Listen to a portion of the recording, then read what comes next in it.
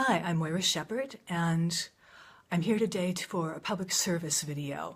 I know there are a lot of people who are facing some challenging weather and other expressions of Mother Nature that are violent and frightening, and as someone who's lived in Los Angeles all her life and faced her fair share of earthquakes, I have some idea of what you're going through, what you're feeling right now, and I want to help. And if you know somebody who's facing a natural disaster, please pass along this video to them, as my prayer is that will help all the people who need help with handling their emotions right now. Because one thing I found in those earthquakes is that it's bad enough, the natural disaster all by itself, but dealing with frantic, panicky, suffocating, out of control emotions makes what is already difficult 10 times harder. And so I really want to help you with that so you can get through this with as much ease and grace as possible and minimize the after effects of post-traumatic stress. So I'm here to support you with that today. First of all, if you are suffering from a natural disaster or its after effects, or you've got one on the way, this video is for you. If you're in the middle of a disaster or a disaster in the making, the first thing I want you to do is stop watching this video. Shut down your electronic devices. And if people are telling you to get out, public officials are telling you to evacuate, please listen to them. Whatever you think of them politically or morally, does it seem reasonable that they would rather have you as a live constituent? They're trying to save your life. And they can't care more about your life than you do. Please care about your life. And know that your life is precious to those who love you. Your life is precious to me. That's why I'm here. Please do whatever needs to be done to save yourself, if you can. God go with you. God bless you. Come back to this video. It's going to be posted on Facebook and YouTube, and you can find it when you're in a safe place and want some more emotional support just by doing a search on YouTube or YouTube or Facebook with do a search for, say, how to handle yourself in a natural disaster, and you'll find this. Now, let's say that you are somewhere safe, and I pray that you are. The first thing I want you to know is that whether you realize it or not, possibly you don't, you are in shock. Now, shock is the physical impact of an experience that you're going through. Like when you get bad news, you go weak in the knees. That's shock. Your body's physical response to danger or bad news or loss. And so it's perfectly natural. It doesn't mean that you're weak. So if you're feeling kind of shaky or kind of numbed out or just feeling this clutch of fear in your heart or your stomach, it's okay. That is perfectly natural. None of those responses mean that you're weak. They're just your body's natural process of sending out hormones of like cortisol and adrenaline to help you survive the disaster, because the first primary director of the brain is preserve the body.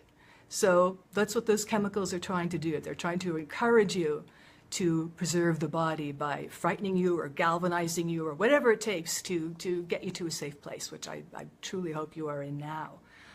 Please forgive me for reading this, taking the eyes off the camera, because there's a lot of material here. A lot came through this morning to support you, and I want to make sure that you get it all. So since you're suffering from shock, whether you realize it or not, I encourage you to find a blanket. If all the blankets are used up or there are none available, please go huddle with someone. You need warmth and you need companionship, whether it's animal companionship or human companionship. When you're in shock, you need the warmth and comfort of a blanket or another person's physical body, and that will help to calm you down. If you're having trouble getting calm, that is okay. Freaking out is a natural response to what you're going through. It would be kind of weird if you weren't freaking out. It would be kind of strange if you weren't upset angry, sad, stressed out. It's perfectly normal. So again, there's nothing wrong with you. There's nothing bad about you. There's certainly nothing weak about you. Nothing like that. This is just your body doing what it needs to do, because you are a mammal after all.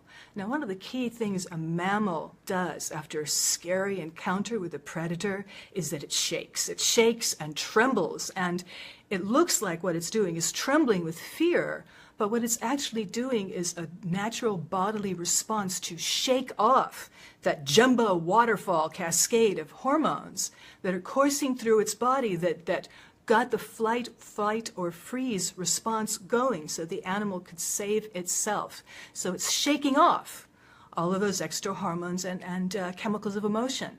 That will help you too, because you are a mammal also, and even if you're facing a natural disaster rather than a predator, the fight, flight, or freeze response works exactly the same. So if you're able to, I'd like you to get up and shake it out. Just shake out your arms, your legs.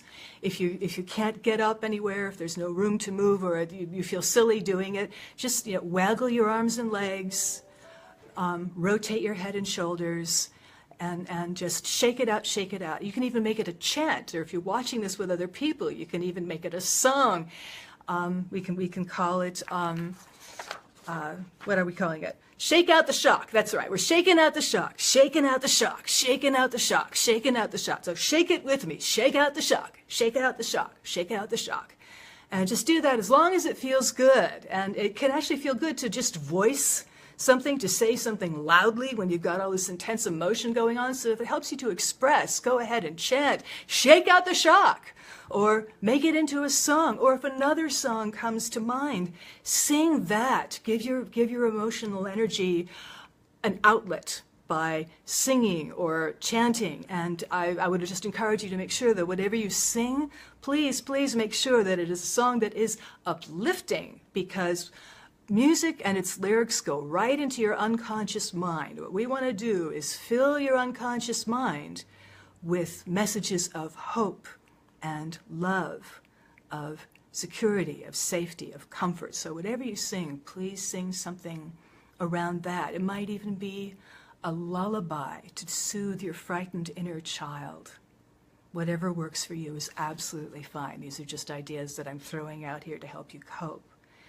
When you're done singing or chanting or shaking out the shock, next I want you to kind of march up and down, up arms and legs, up and down, just march in place. And this chant is going to be balance the nervous system, balance the nervous system, balance the nervous system, balance the nervous system. And if you feel silly marching up and down, it's okay.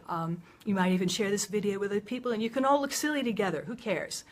It's helping you. It's helping all of you reset your nervous system by doing the marching and affirming out loud, balancing the nervous system, balancing the nervous system, balancing the nervous system. You can always also do the polarity thing of crossing your arms and just patting your body up and down from head to foot, and again affirming, balancing the nervous system, balancing the nervous system, balancing the nervous system, and that will help you to calm down a bit.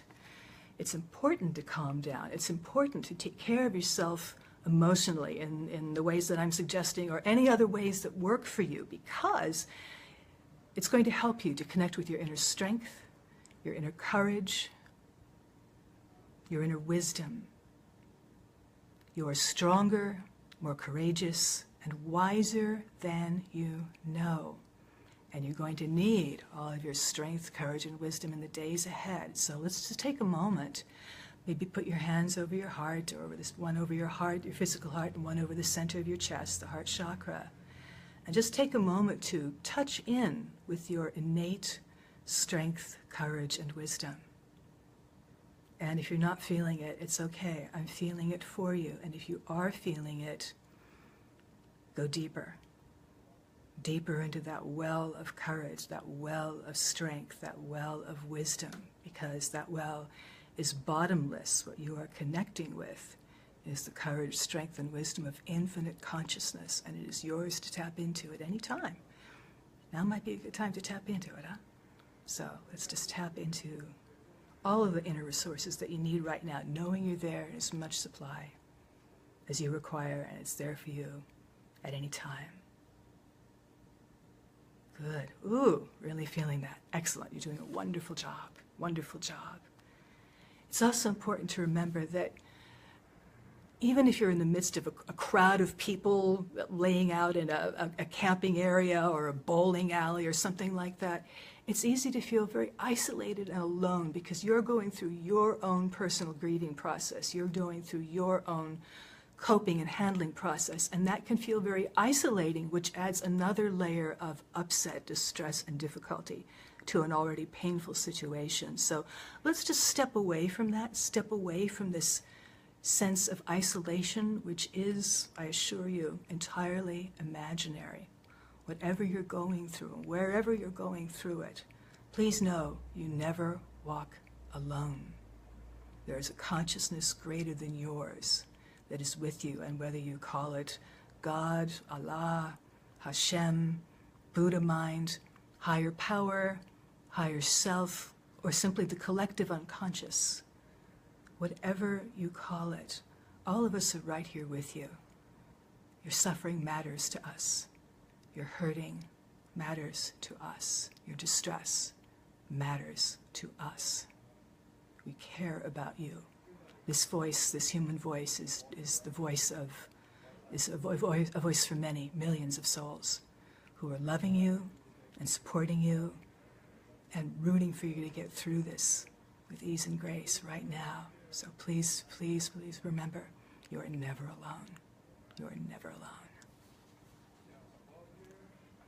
It's also helpful to manage your emotions, or at least be aware that these emotions are happening and that you are bigger than your emotions, because when you get your emotions kind of in a manageable state, it's going to help you to be more productive and effective. So instead of running around freaking out, upsetting other people because you're feeling kind of in the moment, which is totally natural, and I'm going to show you how to express those feelings in a moment in a way that's safe and comfortable and respectful to others. So we'll be with that in a moment, but just for the moment, just be aware that when you have got your emotions at a manageable level, you are more productive, you are more effective, you are able to help others, which also helps you.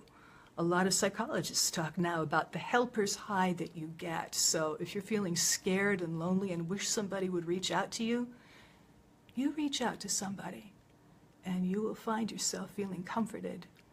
Because in the middle of a big disaster, it's so easy to feel helpless and victimized, and this is way bigger than you, and there's nothing that you can do. But one thing you can do is connect with the love that you are, connect with your innate strength and wisdom and courage, and reach out, because we're all in this together. And in helping others, you help yourself in very real ways. And getting a handle on your emotions will help you to do that, to be part of the solution to what you're experiencing rather than adding to the problem. Does that make sense? I hope so. If not, it doesn't. Up to you. Okay, so let's just rest in that for a moment. Rest in that strength, that courage, that wisdom that's always available to you. I'm here for you. I'm holding you in my heart, holding you in my prayers, knowing you are held in grace in every moment that someone who loves you sent me to talk with you today. You are never alone. That's right. Good. Now I'd like to talk a little bit about grief. Grief is extremely natural. As soon as the disaster hit that you're facing, or maybe even before, if your body's animal wisdom kind of sensed looming disaster coming up over the horizon, whenever you started feeling the disaster coming on, or it was you're right to find yourself in the middle of it, you got thrown into grief. You got thrown into grief because you are losing your life. You're losing your life as you knew it. Nothing will ever be the same. Things will change. I pray that they are changes for the better. But however you've been living up until the moment the disaster hit, nothing is ever going to be quite the same, except you. You are still yourself. Whatever you've lost, whatever or whoever you've had to let go of in the wake of this disaster, you still have the love that you are that dwells inside of you right here, right now, in this moment. So it's so good to connect with that. And one of the ways you express your love is by grieving for what you lost, grieving for the house, the photographs, the person, God forbid, the livelihood. Whatever you're grieving for, it's perfectly natural. It's a normal human response. It's a sacred process, grieving, and it deserves to be respected. And the first step in respecting your grief and the dignity of this sacred process is by recognizing in yourself and perhaps later in others that grief is what you are going through. So let's just look for a moment at the 5 stages of grief, because my prayer is that if you understand what's going on this level of being a little bit better, you'll have more compassion toward yourself and more compassion toward others as you notice people expressing their grief in their own unique way. The 5 stages of grief are these. You've got shock and denial. That's number 1. Shock and denial. This can't be happening. How can this be happening? It's so wrong and bad and terrible this is happening. This sucks. That is what shock and denial sounds like. And it's usually the first response to a disaster and the most natural thing in the world. Next usually comes anger. You get really angry. You want to blame something or someone for this loss which is imminent or this loss which has already happened. You want to blame somebody. That is part of the grieving process too. And again, it's totally natural. Nothing weird, nothing abnormal about it. So if you're feeling a little teed off right now about the situation that you find yourself in or super angry, of course you're angry about it. How could you not be? It'd be kind of strange if you weren't. Okay? Third stage is usually some kind of bargaining where you perhaps pray to God or your higher powers, your understanding, and say, if I do this, will you please spare me? Or will you please spare my child? Will you please spare my home? If I go to church every Sunday, will you please make it that when we get back home, our house is still standing? So that's that too, that bargaining with yourself, with fate, with whoever you bargain with when you're trying to cut a deal in life. That's a natural part of the grieving process too. And again, it would be pretty strange if you didn't do it. It's perfectly normal and natural. Then there's sadness. You've got your sadness, and of course you're sad. This is the very essence of mourning, which is what the grieving process is. You are mourning. You are feeling sad about your losses. Even if your losses seem minor compared to other people, the feeling of loss is very real. The feeling of sadness, the feeling of loss, there's no scale to it. You have lost something and you are sad. It hurts your heart. Of course it does. How could it not? You've lost something that matters to you. Of course you're sad. That's one of the ways you pay honor to what it is that you've lost or are losing. You honor them by feeling sad about their passing. Finally, the 5th stage of grief is acceptance, which is not, I'm going to pretend that it's okay that this happened. That is never what acceptance sounds like. That's fake acceptance, if you will. Acceptance never sounds like, it's God's will, and so I'm just going to accept it, because you're kind of making yourself a victim there. And there's nothing empowering about that, and there's actually nothing true about that. It's not God's will that you suffer. Honestly, it's never God's will that you suffer. We can talk about suffering more and God's will at another time, but right now the important thing to realize is that nobody has it in for you. Nobody is wishing you ill. Nobody has cursed you. Nobody has, done some voodoo juju kind of thing to make this terrible thing happen to you. None of that happened. Whatever your ego mind, your conscious mind, your personality, or even your friends may be saying, this is not payback for something that you did in the past. That is never the case. Acceptance in terms of the healthy grieving process simply sounds like, it happened. I don't have to like it, but I acknowledge that it happened. So these 5 stages of grief, the shock and denial, the anger, the bargaining, the sadness, the acceptance, you may cycle through all of those emotions several times in the course of a minute or several times in the course of a day in no particular order, or you may find yourself stuck in one for a while. And finally, eventually, you move on, because grieving is a process. That's the cool thing to know about grieving, is that grieving is a process, which means it has a beginning, a middle, and an end. And even if you're in the middle of grieving right now, it may comfort you to know down the road that eventually you will stop feeling like this. Eventually, healing will happen if you allow it. There needs to be willingness to be healed. And that may feel like too much for you right now. You're in the middle of grieving, and I'm the last person to hurry you through that very sacred process. It's just for future reference. At some point, you will start feeling a little better. That's all. That's all. So while you're in the midst of this grief, or perhaps watching others expressing their grief, their shock, their denial, their betrayal, whatever it is that they're experiencing, because everybody's grieving process is unique. So nobody's process is wrong or bad just because it's different from yours. And your grieving process is never wrong or bad, even if it's different from somebody else's or what somebody tells you it ought to be like.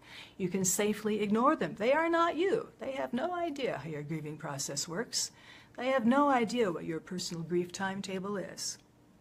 So what we choose to do here and now is recognize and honor your grief and know that you will hold it and live it and process it for however long it takes. And just know that you have our 100% support all along the way. However you grieve is absolutely fine, absolutely normal, absolutely natural. So to help you a little with this grieving and helping you out with dealing with other people's grieving in whatever form that takes, here are a few suggestions. First of all, stop judging yourself for how you're feeling. However you're feeling, it's normal and natural for you, and that is really all that matters. You can safely disregard anybody who tells you you ought to be feeling like this or you ought to be feeling like that. Again, they're not you. They don't know. Next, I encourage you to let go of your judgments and grievances against others who are grieving in their way, even if it looks weird or wrong or ugly or bad to you. Give them the dignity of their own path. Give them the dignity of their own sacred grieving process. I encourage you to have compassion for yourself as you go through the grieving process and having compassion for others. Whether you do or not is up to you. That is simply my suggestion. You're free to accept it or take it or something else, whatever you like. So while you've got these emotions, and they may be very strong and intense, especially right now where you're in the midst of your first fresh burst of grief, or second fresh burst of grief, it could go on for, who knows how long. You're on your own grief timetable. The way for you to handle those things with ease and your feelings with ease and grace in a way that's respectful to yourself, respectful to others, and enables you to be present and productive in the moment, so you are part of the solution, part of the rebuilding, rather than the problem, is acknowledging, accepting, and expressing your feelings in a way that is respectful toward yourself and toward others. And this involves simply saying how you are feeling. You can say it out loud to a compassionate person if one happens to be around. You can say it to me on the screen. Forget about how silly you feel talking with a person on the screen. I am here with you, where you are, in spirit right now. And you can tell me how you're feeling. It is okay. And if you don't want to say it out loud, that is absolutely all right. You can say it in your heart. You can say it quietly in your own mind right now. So the way to simply express your feelings and accept them is to simply say to yourself or to me or to someone compassionate nearby, I'm feeling really scared right now. I feel sad. I'm really feeling angry right now. This is something terrible to be going through, and I'm really mad about it. I'm really mad. I'm really angry. So you can say you're angry and thus express the emotion and release the psychological pressure, the emotional, energetic pressure that you're under with anger. You can release your anger by saying, I'm really angry right now. I am really angry right now. Without, being tough or mean or lashing out at other people, you could just say, I am so mad right now. I'm so angry right now. That is okay, and you can do that with whatever else you're feeling. I'm feeling so sad right now. I'm feeling so frightened right now. I'm so disoriented, I don't even know where I am. I'm feeling totally discombobulated. Or you might even say, I'm feeling absolutely nothing right now. Maybe parts of you shut down, and you numbed yourself out in order to cope with your emotions and survive and just get through the next 5 minutes. And that is okay. And it's good to notice that. Notice what you're doing is shutting down and numbing out. Because while that's a good survival tool in the moment, down the road, you're going to need to release and express those emotions in some way. Because if you do not, especially if they're the really intense emotions that you're feeling while you're in the midst of a natural disaster or running ahead of it or in the midst of recovery from it, those emotions are really intense, and you can shake them out to release them, you can speak them out, you can sing them out, you can say, I'm really feeling such and such right now. But please just express them somehow, some way, because that intensity of emotion, if you don't release it, is going to be like a seething cauldron underneath the surface of your consciousness. If you don't address it by acknowledging the feelings, which allows you to release them and let them go instead of suppressing them and mashing them down so they make trouble for you later when that big seething cauldron of emotion explodes like a volcano and you say and do mean, ugly things that cannot be unsaid, that cannot be undone, that can never be taken back, which so often happens when people are in the midst of post-traumatic stress syndrome. It's because they haven't expressed their emotions in the moment, at the time when they're feeling them. People may have told you that it's weak to express your emotions, you're a wuss, you're a wimp, it's something to be ashamed of, that you're feeling these emotions, and it's even worse that you're expressing them. Well, that's all very well for them, but what we're looking at here is laying a foundation for strong emotional and mental health, as well as physical health and well-being, so you can move forward effectively and get past this disaster with ease and grace. So let other people, give themselves a hernia trying to suppress their emotions and pretend that they're okay. You know, or if you don't know, I know for you, until you know for yourself, that you're bigger than these emotions. They feel strong and intense, which is a signal to say, you need to let me go, you need to let off some steam, you need to sing at the top of your voice, you need to jump around, you need to dance, you need to do something to let it out so you can be productive and effective, caring and compassionate toward yourself and others, and have a great recovery from this massive event that you're going through. It's a series of events that you're going through. So let other people judge you as weak. In fact, it's the weak ones. It is the weak ones who have to suppress their emotions, who feel like it's wrong or bad to feel what they're feeling. It's a profound form of self-abandonment to deny your feelings, to deny your emotions, and there is nothing more isolating, more lonely than pretending that you and your feelings do not matter. I'm here to tell you, you and your feelings matter very much to me and to so many others. You matter. Your recovery matters. Your emotional, mental, and physical health matter very much. So yes, it takes strength to acknowledge your feelings. It takes strength to acknowledge the emotions coursing through you right now. Yes, it takes strength, but you've got that strength. And if you can't locate it within yourself, let me stream some strength to you right now. This strength is the strength of all that is.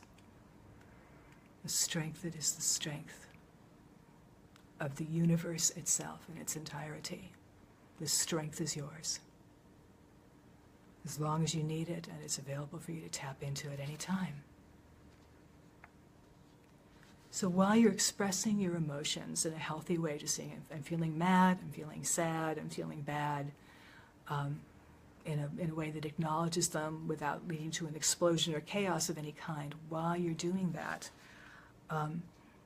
really stay with the emotion as much as you can. Of course, you're going to think about what happened. Of course, you're going to want to talk about it to release the psychological pressure that you're under. It's okay to think about it. It's okay to talk about it. And it's totally understandable that you're wondering, what next? What's going to happen? And you feel terrified by that uncertainty. And one of the ways that your ego mind deals with the uncertainty, tries to deal with the uncertainty, is to try to control your experience by talking about what happened, by talking about what's happening now, and by talking about what may or may not happen in the future. So that's understandable. Give yourself permission to talk about your hopes, your fears, your dreams, your dreads. It's okay. Just remember to come back to affirming, I am here. I am real. Right here in this moment, I am okay. Right now, I'm okay. It's right now. It's really all you have. Right now is all any of us has. And right here in this moment, and if you're in a place where you can be watching this video, you're okay in this moment. I don't know if that's enough for you to be going on with, but hey, it's a start, right? Knowing that right here in this moment, you're okay. And if you can't find a feeling of okayness anywhere inside of you, my final tip here is to suggest that you tap your thymus. Your thymus is this little gland that's kind of at the center of your breastbone, your sternum. So you can just tap up and down your breastbone and whew, you'll come to a place where you let out a breath or your muscles relax a little bit. That is your thymus gland. It's a very tender little gland, so tap it very gently. And if you're feeling kind of stressed, you may be tapping a little hard and it starts to ache. That's okay. You know, you're going through something frightening. But just withdraw your fingers a little bit and just tap the air about 2 inches in front of the thymus, and the thymus will still feel the effects. What this does is that it helps you to feel safe. This is where your hormones, once again, are your friends. So just tap your thymus. Whenever you feel scared or lost or lonely, tap your thymus very gently, or tap the air 2 inches in front of it, and you will start to relax. You'll start to feel a little bit safer. And if you have a frightened child nearby, you might suggest to the parents, or if you are the parent, suggest to the parents that they tap the child's thymus or cuddle the child or do what they need to do to help the child know that he or she is loved and wanted, and to give the child comfort, to let them know that they're safe, to let them know that someone cares, that they're hurting and frightened. And I invite you to know that too, as you tap your thymus now, to know that someone cares that you're feeling the way that you're feeling. Someone cares that you're going through this right now. Someone is wishing you well. Someone is praying for you. Someone is sending you love, because you matter very much to me, to all of us. So I hope you find this helpful and useful. If you think someone else will find it useful, please share it with them, send it along. Wherever you go and whatever you do today, please know that you are loved and blessed, that you are cared for, that you matter. Until we meet again, I'm Moira Shepherd, wishing you well and signing off.